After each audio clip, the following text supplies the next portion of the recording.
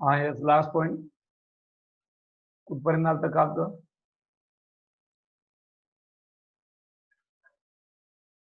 गेले बघ गायब झाले कुठं गेले रे तुम्ही आवाज येतोय का माझा हो सर. हो ओके, सर. ओके. अरे काय कमीत कमी आवाज येतो हे तर सांगत जा सी यार इम्पल्स माहिती का तुम्हाला इम्पल्स नाही sir. Impulse force into time. Impulse माहिती का पिंपल्स माहित असतील नाही ना हो सर. हा इम्पल्स अशी एक फिजिकल क्वांटिटी ही फोर्स इंटू टाइम कोणी सांगितलं होतं ते करेक्ट होतं कोणी सांगितलं होतं सर नंदिनी. हा नंदिनी जाधव का हो सर. हा एकदम करेक्ट या ठिकाणी पहा समजा एखादी बॉडी ही बॉडी या बॉडीवरती हा या बॅटने आपण फोर्स लावला हा फोर्स जो आहे तर याची किंमत लार्ज आहे किंमत जास्त आहे पण हा फोर्स जो ऍक्ट होतो या बॉडीवरती तो टाइम इंटरवल टाइम हा स्मॉल असतो स्मॉल टाइम खूप कमी वेळ ऍक्ट केला जातो त्यावेळेस हा लार्ज मॅग्निट्यूडचा लार्ज किंमत असणारा फोर्स आणि किती वेळ ऍक्ट करता very small interval of time याचा जो प्रोडक्ट असतो त्याला म्हणतात इम्पल्स त्याला काय म्हणतात इम्पल्स ते जे ने दाखवतात पण आपण प्रत्येक वेळेस अक्षर वापरणार नाही इम्पल्स दिसत असतो बस खाली जा पळ बाजूला चल. अरे यार तू दिसतोस त्यांना सरक.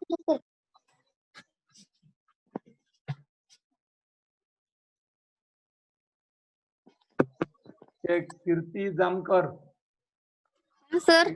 आवाज तुमचा तिथला आवाज आजूबाजूचा येतोय थोडस बंद करा ना स्पीकर बरोबर. आणि उत्तर देताना चालू करायचं परत बंद करायचं okay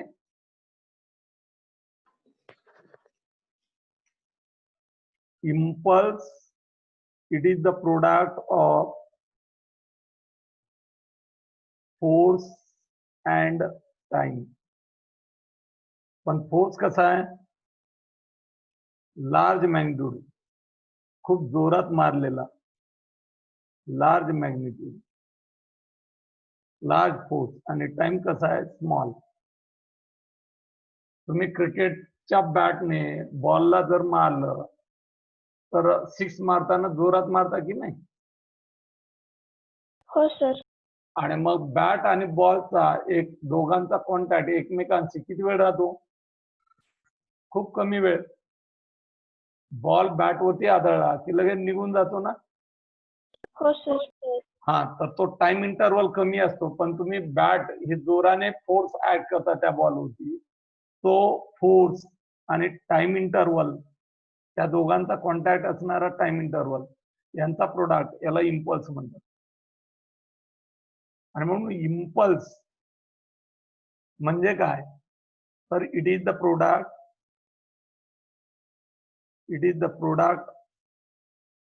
of a force and the time for which it acts म्हणजे force acts it is the definition of impulse he definition आहे और इम्पल्स म्हणजे काय तर फोर्स ऍक्ट केल्याच्या नंतर जी ऍक्शन आहे त्या फोर्सची ऍक्शन मोजण्याला इम्पल्स म्हणतात और मध्ये the measure of action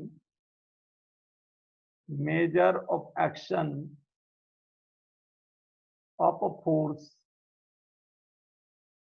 is called impulse is called as impulse. सर्वात सोपी definition, the product of force and time. The product of force and time. या ठिकाणी पहा, whenever force act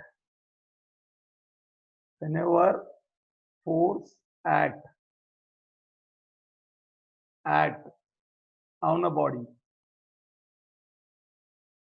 following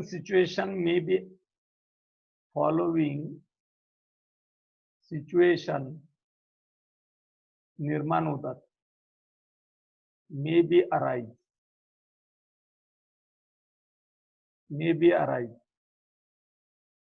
जर फोर्स ऍक्ट केला एखाद्या बॉडीवरती तर खालच्या सिच्युएशन असतात. कोणत्या सिच्युएशन? एक सिच्युएशन असते constant force constant act for small time. Constant force act for small time. दुसरी सिच्युएशन असते variable force act for small time. आणि तिसरी सिच्युएशन असते variable force act long time. किती सिच्युएशन पाहतोय आपण?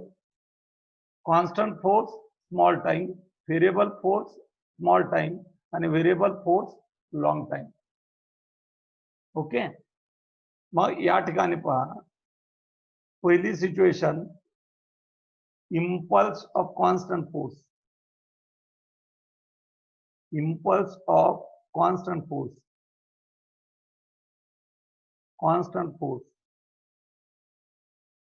मी थोडा ग्राफ काढतो.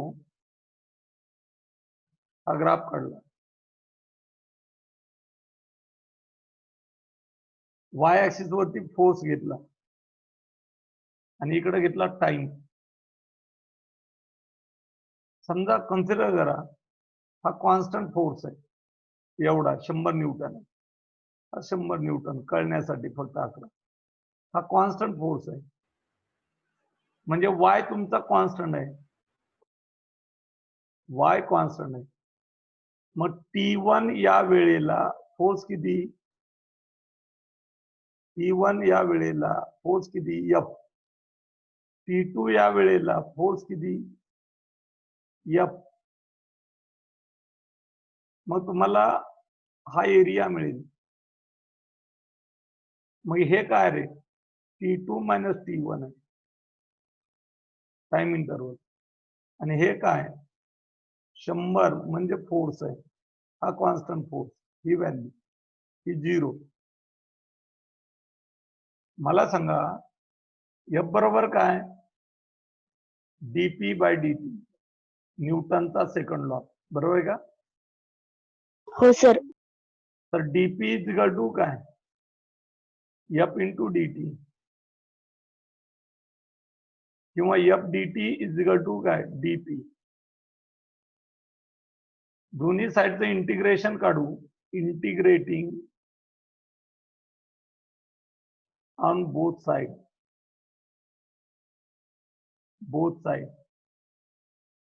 Integration F dt is equal to integration dp.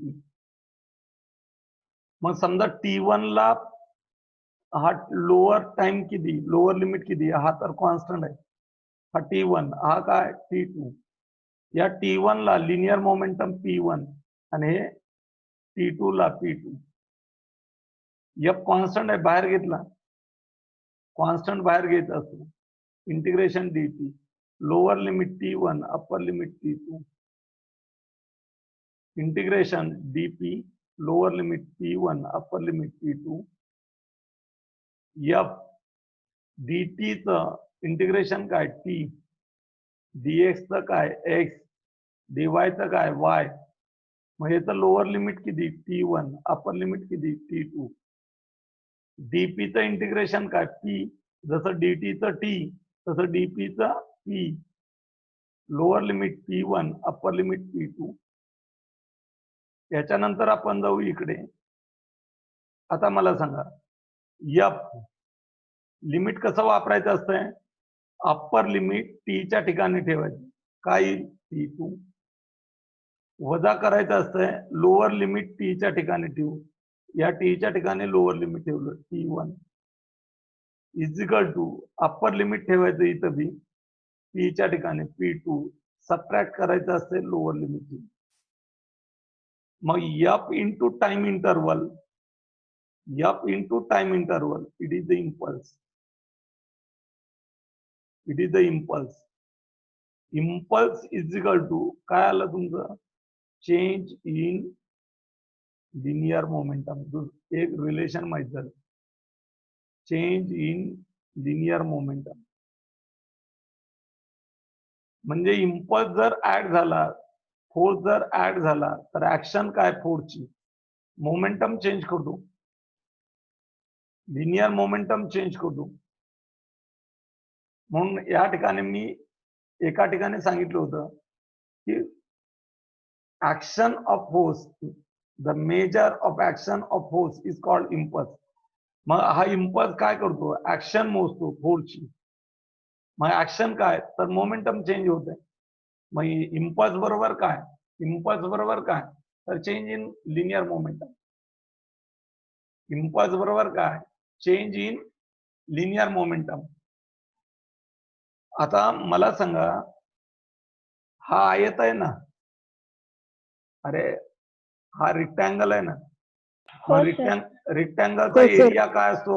या ग्राफचा हा इथून इथपर्यंत ग्राफ आहे. हा ग्राफ इथून इथपर्यंत काढलाय फक्त. या ग्राफच्या खालचा हा शेडेड रिजन एरिया, हा एरिया काय येईल रे? लांबी गुणिले रुंदी. मग F into T2 minus T1 म्हणजेच काय? Area of F T graph. म्हणजे किती रिलेशन माहित झाले? इम्पल्स म्हणजे चेंज इन लिनियर मोमेंटम आणि इम्पल्स म्हणजे area under the graph of F T. Y वरती एफ आणि एक्स वरती T. Area under the graph of F T. Okay, okay का? ओके. हो सर. हो सर. आता आपण पाहू इम्पल्स ऑफ व्हेरिएबल फोर्स. काय पाहिजे आपला? Impulse of variable force.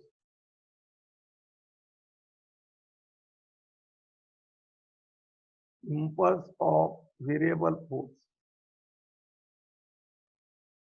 Variable force.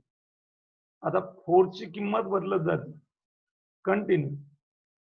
समजा मी या ठिकाणी वाय ऍक्सिस वरती हा फोर्स घेतला आणि इकडे टाइम घेतला, तर कदाचित फोर्स हा कंटिन्यू चेंज होत असेल. समजा या ठिकाणी पहा, वाय कोऑर्डिनेट वाढत जातो. म्हणजे काय होत चालला? फोर्स वाढत चालला, फोर्स वाढत चालला, फोर्स वाढत चालला, जास्त झाला, परत कमी कमी कमी कमी होत चालला. इथं वाय कोऑर्डिनेटच्या किमती बदलतात. टाइम तर बदलतोच आहे. टाइम कुणासाठी थांबत नाही रे. टाइम कुणासाठी थांबत नाही. या ठिकाणी फोर्स बी बदलतोय. मग मी याच्या अगोदरच्या क्वेश्चन मध्ये, याच्या अगोदरच्या बीट मध्ये मी वाय कोऑर्डिनेट फिक्स घेतला होता, असा घेतला होता, हा एफ घेतला होता कॉन्स्टंट. इथं एफच्या किमती कंटिन्यू बदलतात. इथं हा वाय, हा एफ, हा एफ, हा एफ, हा एफ. म्हणजे या ठिकाणी हा एफ, इथून हा एफ, इथून हा एफ, आणि इथं सर्वात जास्त एफ, परत एफ कमी होत चालला. म्हणजे फोर्स कसा आहे? व्हेरिएबल आहे. फोर्स व्हेरिएबल असेल तर इम्पल्स म्हणजेच काय? तर ऍव्हरेज फोर्सची व्हॅल्यू घ्यायची. समजा या ठिकाणी ऍव्हरेज फोर्सची व्हॅल्यू ही सरासरी फोर्सची व्हॅल्यू ही घेतली. या सर्व फोर्सची ऍव्हरेज काढली, सर्व फोर्सची. ती आली माझी एफ ऍव्हरेज. F average. मग F average is equal to काय? परत DP by DT, change in momentum. तर डीपी इज इक्वल टू काय, एफ ॲव्हरेज इंटू dt, बरोबर आहे ना. मग या ठिकाणी integration DP is equal to F average into dt. Time, हा टाइम आहे t1, हा टाइम आहे t2. याचा अर्थ मी कॉन्स्टंट करून घेतलं कुणाला, ॲव्हरेज फोर्सला. या T1 ला बी फोर्स किती, एफ ॲव्हरेज, T2 ला किती, एफ ॲव्हरेज. मग हा मला बाहेर काढता येईल.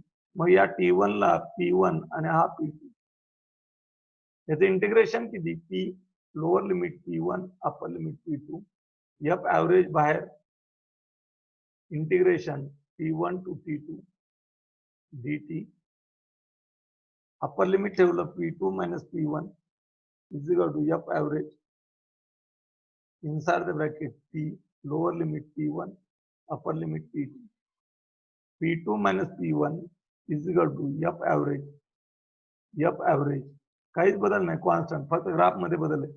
आणि इथं कॉन्स्टंट फोर्स F येत असतो, त्याच्याऐवजी ॲव्हरेज घ्यायचं, T2 minus T1, F into T, F average into T2 minus T1 is equal to काय रे, P2 minus P1. याचा earth it is nothing but change in linear momentum. तिथेही तेच आलं होतं, change in linear momentum. Linear momentum व्हेरिएबलला फक्त average force येतो आणि कॉन्स्टंटला फक्त एकच व्हॅल्यू येईल, एफ. तिथं F into D2 minus T2 minus T1 is equal to P2 minus T1. Okay. Note, note, impulse म्हणजे काय, इम्पल्स म्हणजे large magnitude of force at short interval of time, याचा प्रोडक्ट.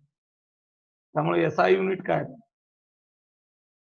फोर्सचं एकक न्यूटन, टाइमचं एकक second, newton second. CGS unit काय रे, dyne second, dyne second. Dimension काय, न्यूटन कशाचं एकक आहे, फोर्स, फोर्स बरोबर काय, मास इंटू एक्सेलरेशन. मग न्यूटन बरोबर मासचं काय, kg, आणि हे काय रे, metre per second square.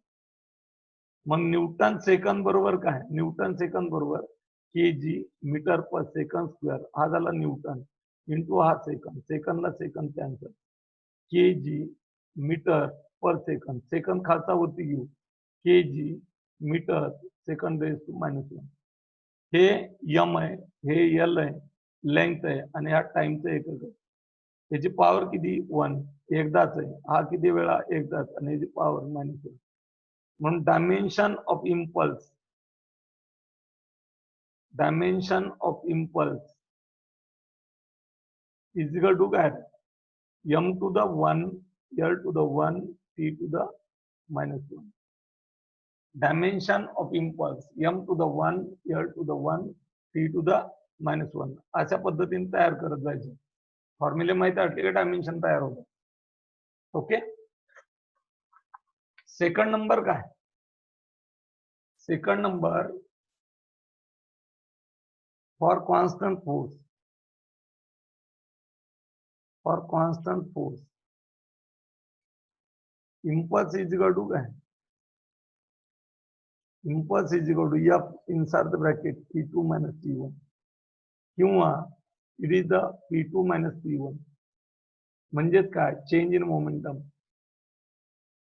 Change in linear momentum. म्हणजेच काय, area under the graph, area under graph of FT, under graph of FT, FT, बरोबर आहे. आणि number 3 for variable force, variable force impulse is equal to काय, impulse is equal to average force F average into T2 minus T1 is equal to T2 minus T1 is equal to change in linear momentum, change in linear momentum, right. अरे right का?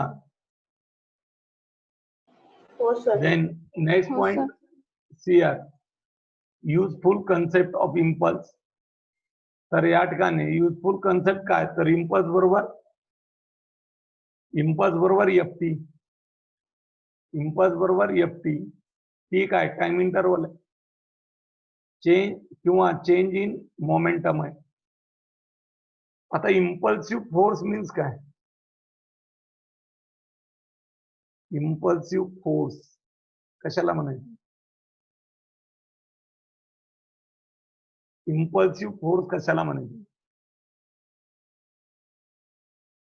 The force which is variable in a magnitude, ज्या फोर्सची किंमत बदलती. Force constant नाही, force constant नाही, आणि variable force at short interval of time is called as impulsive force. म्हणून definition,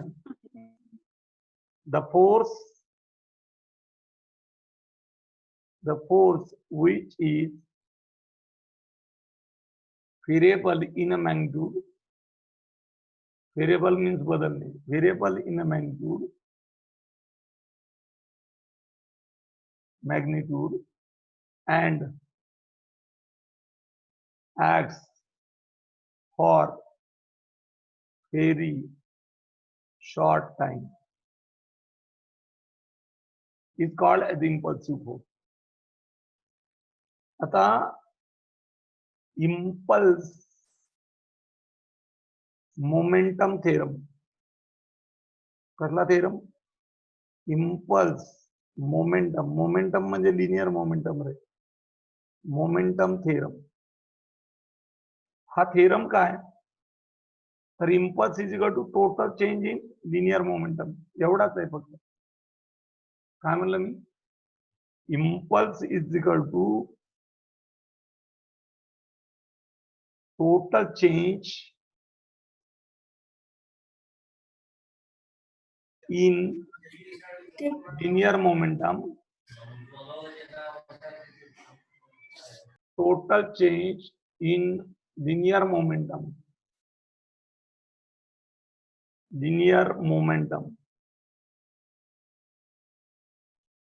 linear momentum is called impulse momentum theorem. Impulse momentum theorem. Impulse momentum theorem. कशाला म्हणायचं इम्पल्स मोमेंटम थेरम?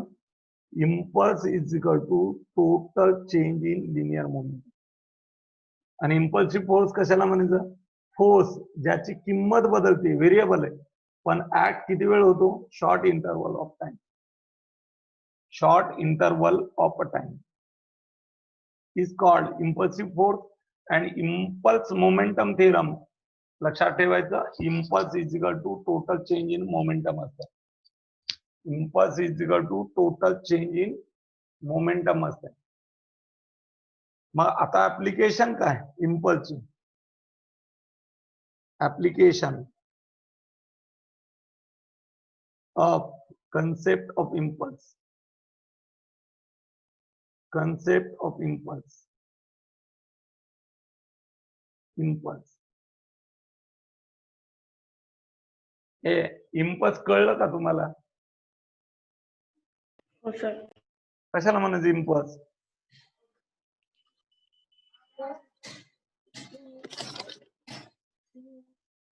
कशाला म्हणायचं impulse?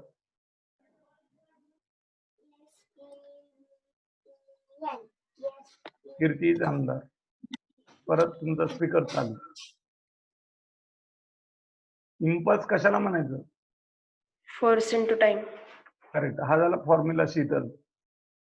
Total change in linear momentum. म्हणजे काय? म्हणजे काय? या ठिकाणी पहा, एखाद्या व्यक्तीचा आपल्याला राग आला. काय आला? राग. आणि राग त्याच्या गालात मारली खानदिशी कडक, तर त्याच्या गालाला हात चिकटून ठेवता का अर्धा तास? नाही. आणि राग राग मारल्यावर जोरात मारता ना, हो सर. मग फोर्स कसा आहे, लार्ज आहे, आणि टाइम कसा आहे, very short interval of time. मग ऍक्शन ऑफ फोर्स काय, दांडे, ऋषिकेश दांडे, ऍक्शन ऑफ फोर्स काय रे ऋषिकेश?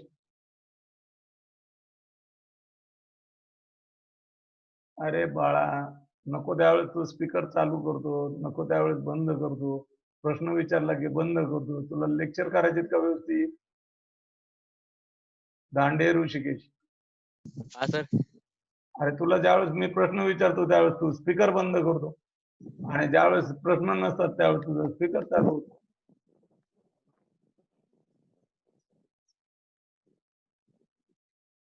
मी काय विचारलं तुला? दांडे ऋषिकेश, हा सर. तुला मी प्रश्न काय विचारला? जर एखाद्याच्या गालात आपण राग राग खानदिशीने मारली, हा. तर ती काय झाली, ऍक्शन ऑफ फोर्स झाला ना. हा. काय होतं त्याला, हसतो का तो तोंडात रागाने मारल्यावर आपण एखाद्याच्या? नाही. नाही. मग काहीतरी रिॲक्शन होत असेल ना, राग येतो. त्याला राग येतो किंवा राग राग तो मारू शकतो. हा. मग आपण आणखी जोरात मारली तर त्याचं मोमेंटम होतं का? हा. चेंज इन मोमेंटम होतं की नाही? हा, होतं ना. हा, एखाद्या बॉडीवरती क्रिकेटचा बॉल आहे, त्या बॉलवरती बॅटने मारलं, बॉल जातो का, गतिमान होतो का, हा, दिशा बदलतो का? बदलतो ना. म्हणजेच याला काय म्हणायचं, ऍक्शन ऑफ फोर्स. दिशा बदलणे, बाउंड्रीच्या बाहेर जाणे, 4 जाणे, 6 जाणे, किंवा 2 रन निघणे, काहीतरी होतं, किंवा डायरेक्शन बदलते, तर याला आपण चेंज इन मोमेंटम म्हणतो. बरोबर आहे का? हा सर. क्रिकेट खेळतो का तू? हा सर. कॅच घेता येतो का? हा. समजा तू बाउंड्रीवरती उभा आहे आणि 6 मारला एखाद्याने, तर तो कॅच घेताना काय करतो तू? कॅच घेतो मग. कॅच घेतो पण हात पाठीमागे ओढतो का तसंच धरतो? नाही, हात वरती करतो. हा, पण हातात बॉल आल्यावर माग ओढतो ना, हा. माग ओढतात ना तसं? मला नाही माहिती, मला क्रिकेट खेळता येत नाही. अरे खरंच तर, ते हसायला काय झालं तुला? मला माहित नाही खरंच. कॅच घेतल्यावर पाठीमाग ओढतात ना हात? आवडतात ना. कशामुळे ओढतात? तेच येतो ते बॉल. हा? बॉल फास्ट येतो तिकडून. अरे पण कशासाठी ओढायचं? तसाच धरायचा असा, जागेवर हात धरायचा असा. हातात बॉल आल्यावर हात पाठीमागे वाढतात की नाही कॅच घेण्याच्या पद्धतीमध्ये? हा. कशामुळे ओढायचा तो? आउट करण्यासाठी. हा, अरे बॉल तर हातात आला ना, हातात आल्यावर ओढतो ना खाली, हा. तर का ओढायचा असं विचारलं मी. आउट करण्यासाठी. अरे नाही सोडून दिला तरी आउट होणारच आहे तो. हा. कॅच घेतला म्हणजे आउट होणारच आहे की नाही? हा. मी असं म्हणलं, हातात तुमच्या बॉल आल्यावर पाठीमाग का ओढता? हातात बॉल. ओव्हरकम करण्यासाठी. करेक्ट. कोणाचं उत्तर आहे ते? वैष्णवी का? वैष्णवी. करेक्ट. क्रिकेट खेळती का वैष्णवी तू? नाही सर. नाही, तरी बी कळतंय की नाही? हो सर. बरोबर नाही ऋषिकेश? हा? क्रिकेट खेळायलाच पाहिजे असं नाही काही, न खेळता सुद्धा सांगता येतं. बॉल आपल्या हाताला जास्त लागू नाही म्हणून पाठीमागे वळतात. कळलं का? हा. जर तू तसाच हात स्थिर धरले, हातात बॉल आला तर हात फुटतील ना रे आपले. हा. तर त्याच्यासाठी आपण पाठीमागे वळतो. पाठीमागे वळतो म्हणजे काय करता तुम्ही? ऍक्शन ऑफ फोर्सचा टाइम वाढवता. हा. टाइम वाढवला की फोर्स काय होईल? कमी होत जातो, कमी. आणि प्रोडक्ट काय होतो? कमी होतो. आणि म्हणून या ठिकाणी मी फक्त नाव लिहितो ऍप्लिकेशनचं, a cricket player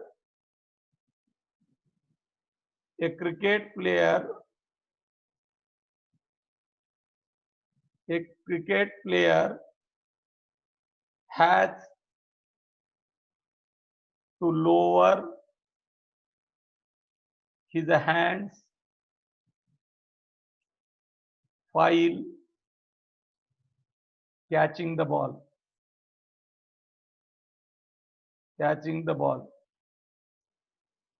Okay, catching the ball.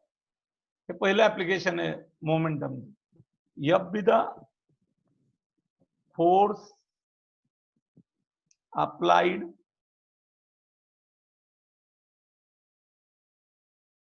by player to stop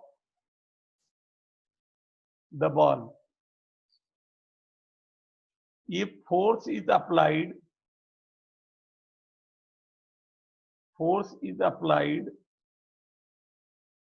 ball थांबवण्यासाठी फोर्स अप्लाइड केला फॉर टाइम टी एवढा वेळ, तर इम्पल्स काय रे? Impulse is equal to ball अडवण्यासाठी थांबवण्यासाठी अप्लाय केलेला फोर्स, आणि किती वेळ फोर्स अप्लाय केला? टी. आणि it is equal to the change in momentum. ज्या वेगाने बॉल जातो त्याचा वेग 0 होतो, म्हणजे मोमेंटम 0 होतो. Change in momentum. ओके, मग F इज इक्वल टू काय होईल रे? Change in momentum divided by time. आता चेंज इन मोमेंटम, समजा बॉल 100, बॉल काहीतरी वेगाने येतोय, समजा या ठिकाणी 20 मीटर पर सेकंदाने येतो, त्याला तुम्हाला थांबवायचं म्हणजे वेग किती करायचा? 0. त्या बॉलचं मास काहीतरी असेल, मग तुमचा 20चा 0 करायचा म्हणजे चेंज इन मोमेंटम कॉन्स्टंट आहे. याचा अर्थ F inversely proportional to T. Ball हात जसा पाठीमागे घेता तसा बॉल तुमच्या या हातामध्ये पडण्यासाठी, ऍक्शन करण्यासाठी लागणारा टाइम काय होईल? वाढेल. याचा अर्थ तुम्हाला फोर्स काय होईल? कमी होईल. Inversely proportional. कळलं का? हात पाठीमागे पडायचा तर टाइम वाढवायचा आहे, आणि फोर्स त्याला थांबवण्यासाठी लावावा लागणारा फोर्स कमी होतो आपोआप. आणि फोर्स कमी लावला म्हणजे तुमच्या हाताला ऍक्शन होणारा, तुम्ही केलेली ऍक्शन आणि त्या बॉलकडून भेटलेली रिॲक्शन, तुम्ही केलेली ऍक्शनल फोर्स कमी असेल तर रिॲक्शन कमी. याचा अर्थ हाताला कमी लागेल. याचा अर्थ काय होईल? हाताला बॉल काय होईल? कमी लागेल. बरोबर आहे. आता नंबर 2, सेकंड ऍप्लिकेशन काय? उडी मारता ना तुम्ही, अरे जंप मारता ना, कुठून? कुठून हा सर. कुठून कुठून बी. समजा या ठिकाणी ही बिल्डिंग आहे, म्हटलं काय चांगलं वाईट शिकवत नाही रे, फिजिक्स शिकवतो. वाईट सांगणार नाही, पण आपण जंप मारतो ना, हाय जंप मारतो ना, हाय जंप. हो सर. एखादा पोरग आहे, मला याचं उत्तर सांगायचं. मी हा ग्राउंड काढला, 1 2 3 आणि 4.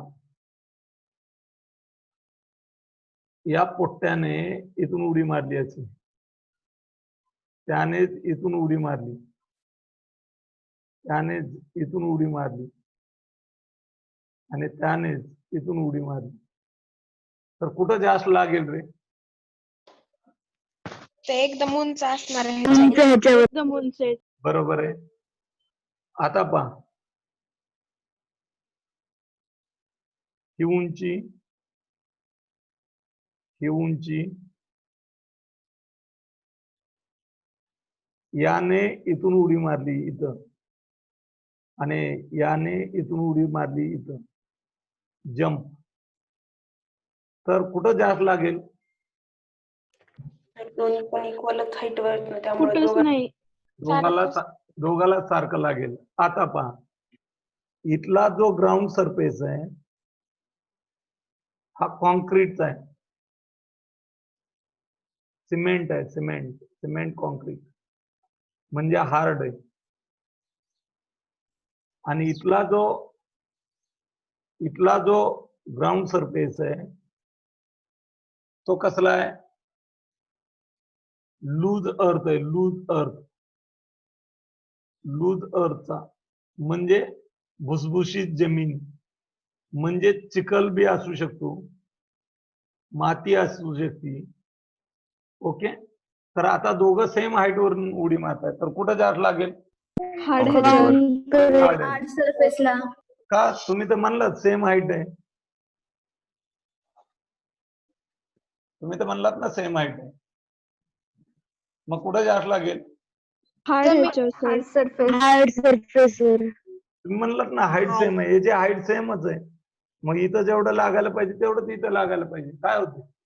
तर मातीमध्ये नाही ना का नाही लागत? तेच विचारतोय. मातीवर पडल्यानंतर थोडा फोर्स कमी होतोय ना. करेक्ट. का कमी होतो? कारण तुमचे पाय जमिनीत खाली जमीन जाते, आणि जमिनीत जाती म्हणून टाइम काय होतो? वाढतो. टाइम वाढतो म्हणून F inversely proportional to T.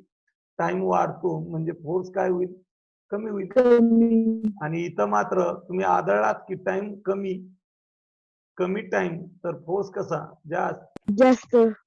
आणि म्हणून सेम हाईट वरून जंप मारली तर या ठिकाणी भुसभुशीत जमिनीवरती, लूज अर्थ वरती कमी फोर्स जाणवतो, हार्ड सरफेस वरती जास्त फोर्स जाणवतो. कारण लूज जमिनीवरती तुम्ही ऍक्शन केल्याच्या नंतर अर्थच्या त्या जमिनीमध्ये तुम्हाला पोहोचण्यासाठी, रिॲक्शन होण्यासाठी, ऍक्शन होण्यासाठी लागणारा टाइम काय होतो? वाढतो. का? तर जमीन डिप्रेस होती, दबती. बघा तुम्ही, ह्याच्याऐवजी आपण चिखलात उडी मारली आणि त्याच्याऐवजी पाण्यात उडी मारली, कमी कुठं लागेल? पाण्यात. त्याच्यापेक्षा जास्त चिखलात, त्याच्यापेक्षा जास्त कुठं लागेल? लूज अर्थ मध्ये, त्याच्यापेक्षा जास्त कॉन्क्रीट वरती. लक्षात आलं? याचा अर्थ काय?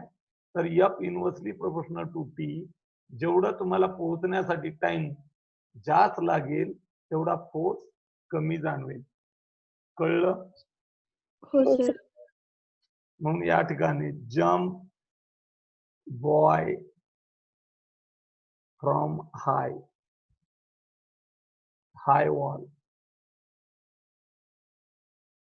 आणि इथं थोडक्यात लिहितो F inversely proportional to T.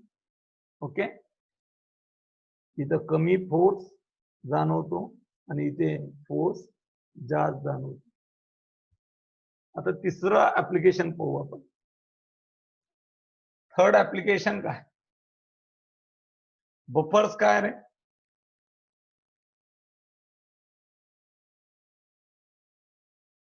Buffers काय असतंय माहिती का तुम्हाला? काय सर? बफर्स हा, काय सर? तेच विचारतोय, तुम्हाला माहिती का? नाही सर. हा, नाही सर. रेल्वे माहिती का? रेल्वे माहिती का? रेल्वे हो सर. रेल्वे बुगी माहिती का? बुगी नाही सर. बुगी म्हणजे रेल्वेचा डबा. नाही सर काय? रेल्वे म्हणजे बुगी म्हणजे रेल्वेचा डबा, हा दुसरा डबा, आणि हा रेल्वे ट्रॅक. इथं हे चाक त्याचे, आणि इथं रेल्वेच्या मध्ये हे या पद्धतीचं असतंय. खालून जॉईन असतात बुगीला बुगी, पण मध्ये असे बार असतात आणि याच्यात स्प्रिंग असतात. अशा स्प्रिंगा बसवलेल्या असतात. समजा या ठिकाणी ब्रेक लावला तर बुगीवरती बुगी आदळली तर याला म्हणतात बफर. हे काय? बफर्स आहेत. हे बफर्स काय होतील रे? आदळल्याबरोबर हे कॉम्प्रेस होतील, स्प्रिंग मुळे दबतील. काय होतील? ह्या स्प्रिंग आहेत ना, त्यामुळं कॉम्प्रेस होतील. कॉम्प्रेस झाला की टाइम काय होईल, वाढेल, आणि त्यामुळे इम्पॅक्ट, फोर्स ऑफ इम्पॅक्ट काय होईल, कमी होईल. कारण काय, तर F inversely proportional to T. तुम्हाला माहितीये का सायकल, माहितीये का सायकल? हो सर. हो सर. हो सर. सायकलला सीट असतं का?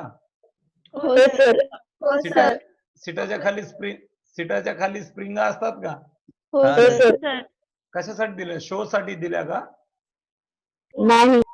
नाही. करेक्ट. स्पीड ब्रेकर वरून सायकल जर तुमची आदळली तर त्या स्प्रिंगा काय करतात, ऍक्ट होणारा फोर्स आणि तुम्हाला भेटणारी रिॲक्शन कन्सिडर करा. त्या सायकलच्या सीटाला स्प्रिंगाच नाहीत, काय होईल? आदळतो सर. हा, बसू वाटणार नाही सायकल वरती, बरोबर ना? मंकी बोन हो, sir. आपला डॅमेज होईल, बरोबर आहे का? मग मला सांगा, या हो, sir. ठिकाणी स्प्रिंग काय होतात, टाइम इन्क्रीज करतात. कॉम्प्रेस होण्यासाठी टाइम लागतो आणि मग होणारी ऍक्शन, त्याला टाइम जर वाढला तर फोर्स काय होईल, कमी होईल.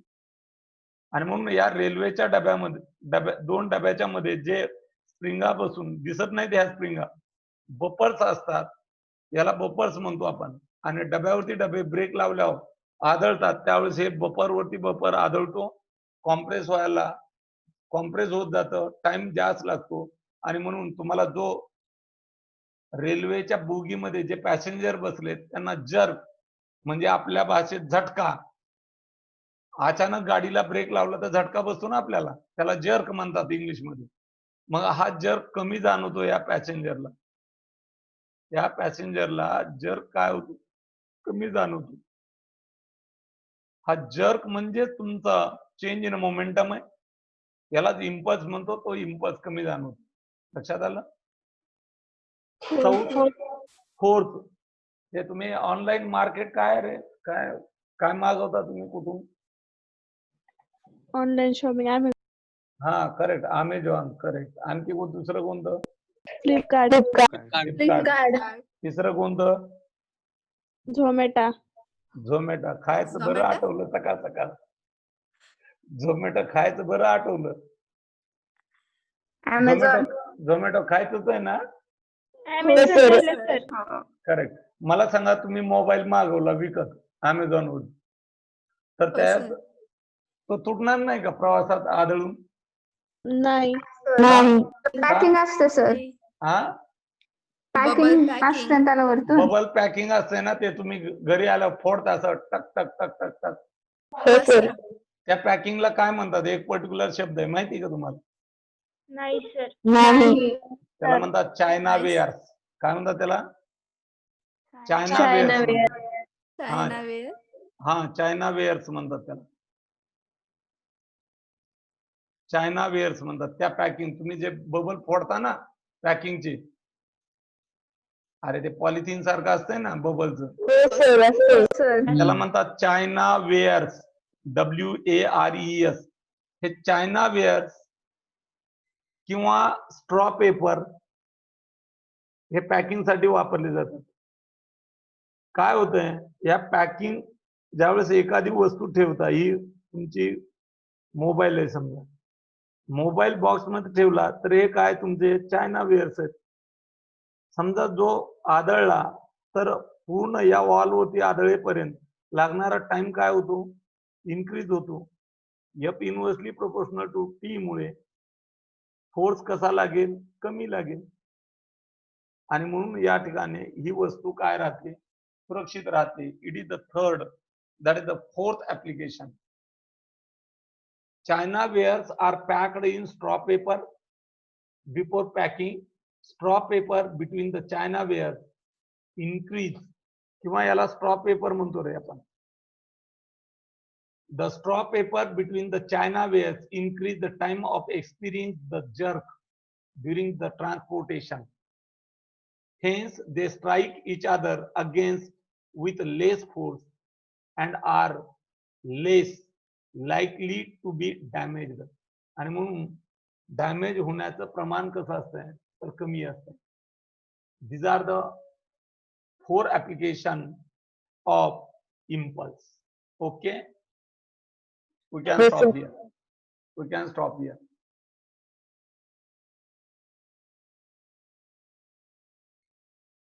सर हाँ बोला. जी काय झाली